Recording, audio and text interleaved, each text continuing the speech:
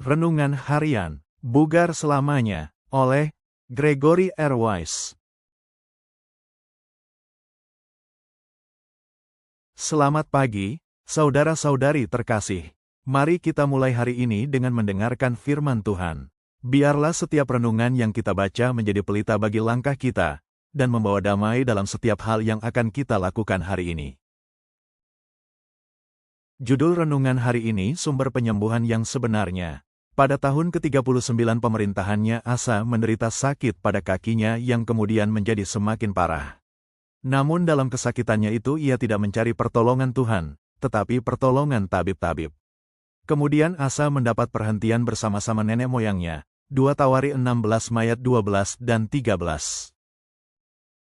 Salah satu dari hari-hari saya yang paling merendahkan hati sebagai seorang dokter datang dari membaca catatan perawatan di bagan salah satu pasien saya, Dr. Wise, dalam melihat pasien. Tampak bingung, saya tidak pernah berani bertanya kepada perawat apakah subjek kalimat kedua adalah pasien atau saya sendiri.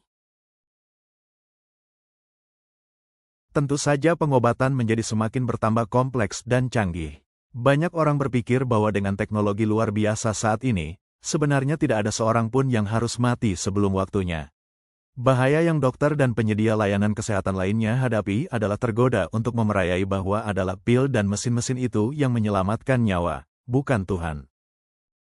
Mahasiswa kedokteran dan para asisten dokter menyatakan secara bergantian, kami memberi pasien antibiotik, dan dia merespons dengan baik.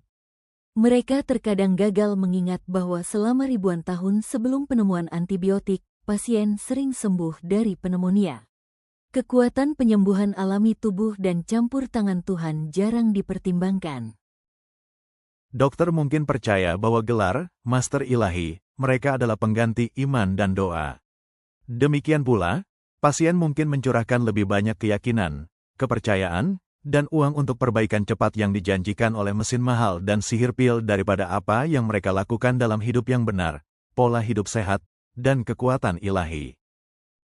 Raja Asa adalah cicit dari orang paling bijaksana yang pernah hidup, yaitu Salomo, namun dia menanggung akibat dari salah mengalihkan kepercayaannya dari Tuhan. Harus diakui, pada zamannya, praktik kedokteran yang masih paling tidak sederhana dan paling buruknya dapat berujung fatal. Belumlah terlalu lama di waktu lampau, ketika para dokter merawat pasien-pasien dengan teknik seni, seperti donor darah, pembersihan, stirnain, dan lintah. Meskipun ilmu kedokteran telah mengalami kemajuan pesat dalam beberapa tahun terakhir, semua pada akhirnya akan tidur dengan bapa-bapa mereka. Bahkan Lazarus pun mati untuk kedua kalinya. Sains tidak mengubah fakta akhir bahwa kita semua fana. Tuhan adalah satu-satunya sumber kedamaian kita dalam kehidupan ini dan jaminan keabadian di masa depan. Karena dosa, hal buruk terjadi pada orang baik.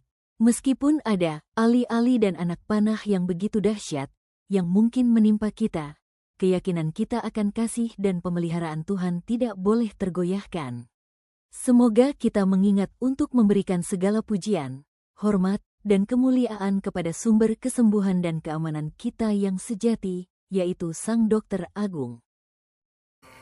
Kesimpulan renungan. Renungan ini mengingatkan kita bahwa sehebat apapun ilmu pengetahuan dan teknologi medis, kesembuhan sejati hanya datang dari Tuhan, Sang Dokter Agung.